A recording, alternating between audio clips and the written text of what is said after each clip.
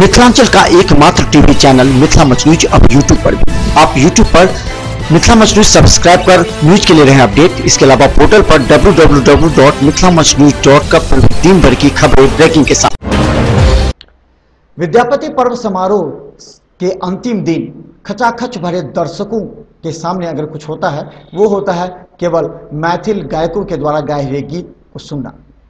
बाहर से आए हुए ऐसे कलाकार हैं जिन्होंने देश और विदेशों में मैथिल गीतों के कैसेट और मैथिली गीतों से अपने नाम को एक जगह स्थापित किया है। इसमें कहीं न कहीं विद्यापति सेवा संस्थान की भी भूमिका रही है। पेश है विद्यापति सेवा संस्थान में गाए हुए गायकों के द्वारा गीत।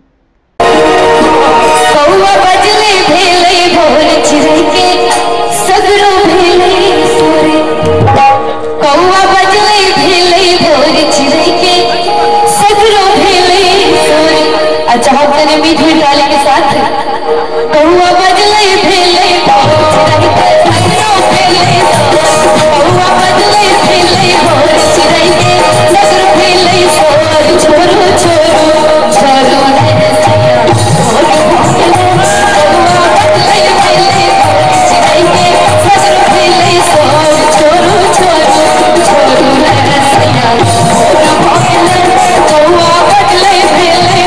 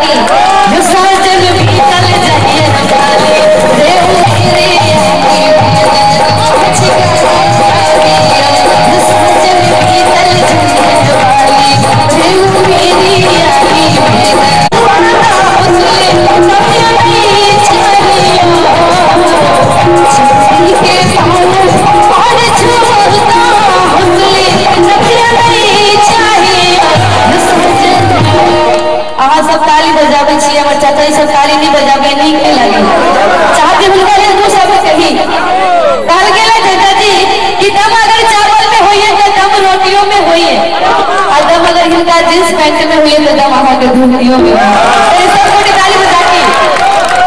चांदी के पाँव और झुमका हुस्न नथिया नहीं चाहिए ताली बजा के ये साजन की गल चाहिए रे वो मेरे यारी भीतर आज गाँव ये साजन की गल चाहिए रे वो मेरे यारी भीतर आज गाँव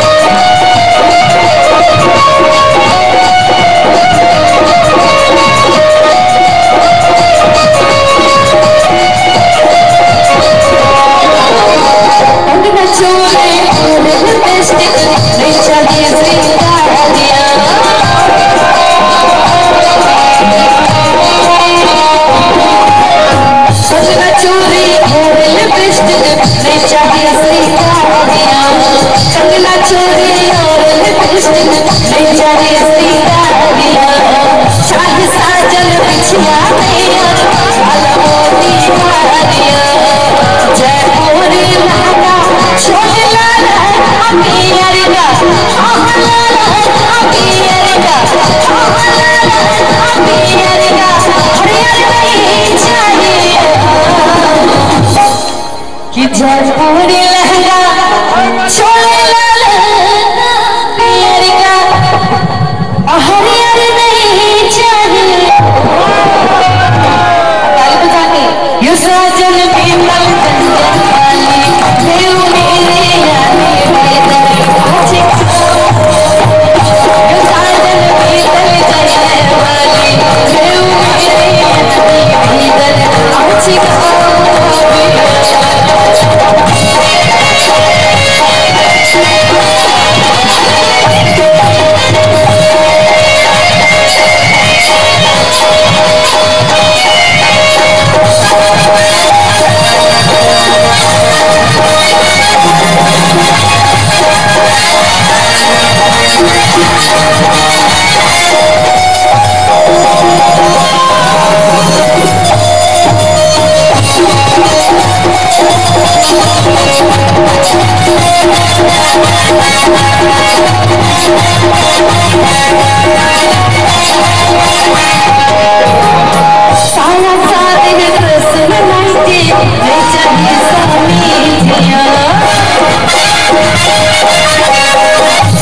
सारे